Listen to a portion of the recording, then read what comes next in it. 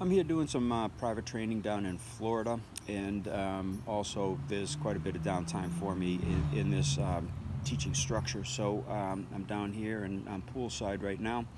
I just got back from a lunch with my wife, just enjoying the time down here, and I thought I'd make a video. Now, a lot of people have questions about Kyusho International and our structure. We have study group leaders, we got training instructors, we got certifying instructors. Now, a study group leader is where everybody starts, and that's your training process, not just in the training of your Kyusho, but also the training of how to lead a group, okay, properly. Now, a lot of people seem to have difficulties with that. They just fly by the seat of their pants in the martial arts, and that's no way to work with people to help them develop, especially for a long run and especially into the higher levels. Now, before we get back into the study group, the worth of the study group and the functionality of the study group, let me go further. Most systems for Don ranks, they stop somewhere around 5th degree, 6th degree, maybe even 7th degree, some even lower. On the physical training that you get and the physical information, it's just basically the same. Once you reach, say, 5th Dan, for example, you then have to work politically and also business-wise for the organization to get higher ranks. It's not just skill levels in most systems. Again, there are systems that do. Kyusho International, we have 10 training levels, 10 instructor levels. And we have unique tasks that makes the person understand more and more about the anatomy, the physiology, and the functionality of the human body, as well as the developed skill to access those under all conditions of combative measure, whether it be a one-on-one person standing or on the floor, striking or grappling, multiple person scenarios, and much more. We cover the whole gambit of reality. Again, Kyusho is real. So we head out to the parking lots. We head into the staircases and in the graveled parking lots, tennis courts, between parked cars, alleyways, wherever you can get attacked. We work there, and we work in street clothes, so we don't have the false thinking that we can accomplish anything because we're good in the dojo, barefooted and wearing pajamas. So we get into the realities with real clothes, real actions, real environments. So that's our training system. So I digress. Let's go back to the study group. Now we have people that join with us as a study group leader. And they really don't understand the method behind that. Now, the method is that we bring someone in that doesn't know anything. They just join up, say they don't have anybody to train around them, and they're solo, as many of our people have been, because Kyusho was a small entity when we first started. Well, what you do is you develop your group.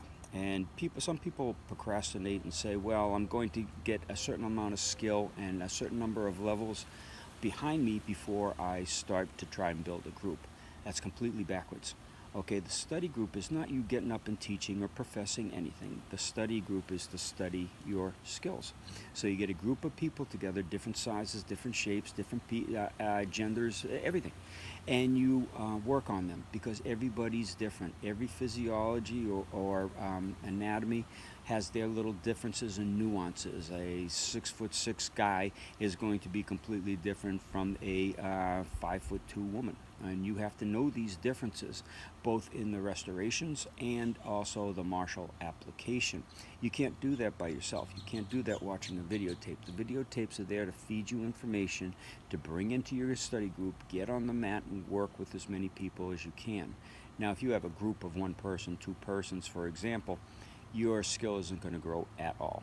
You need to develop a good-sized group. So we have a mandatory to transfer into a training instructor.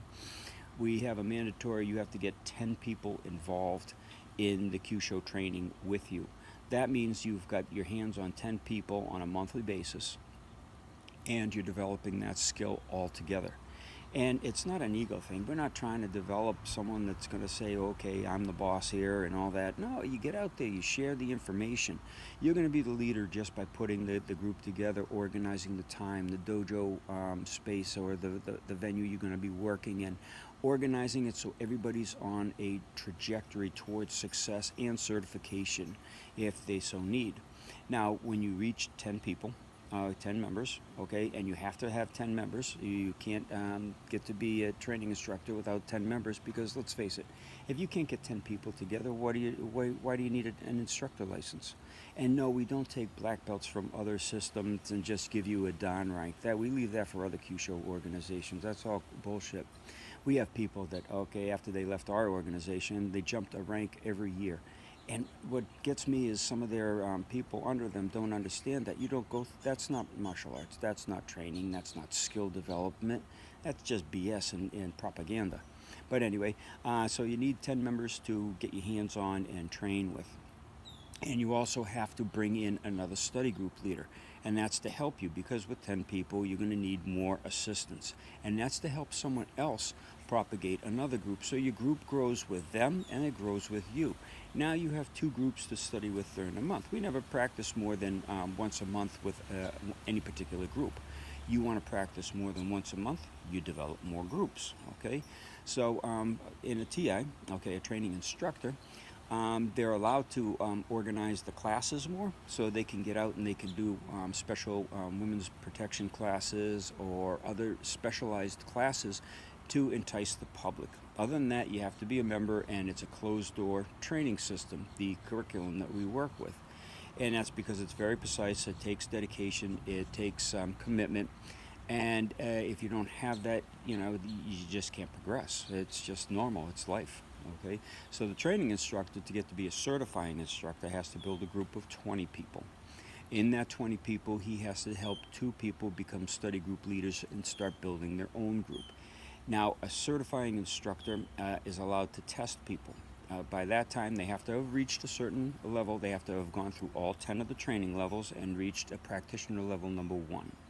They have to have the group size. They have to be helping other people develop their own groups. So you see, we're starting to teach you how to work a larger organization of people, so your training perpetuates.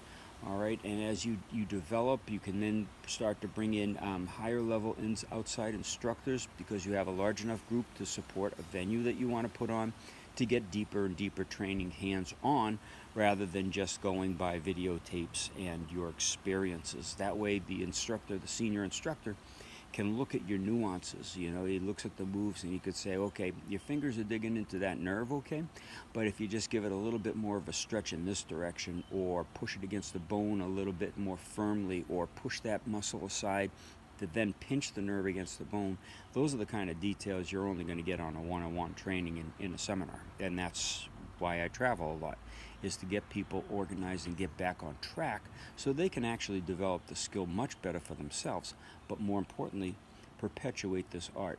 It went into secrecy, it went into hiding, because the old masters decided not to teach the Westerners, or they just decided that for some reason to keep it their secret, and it almost died out.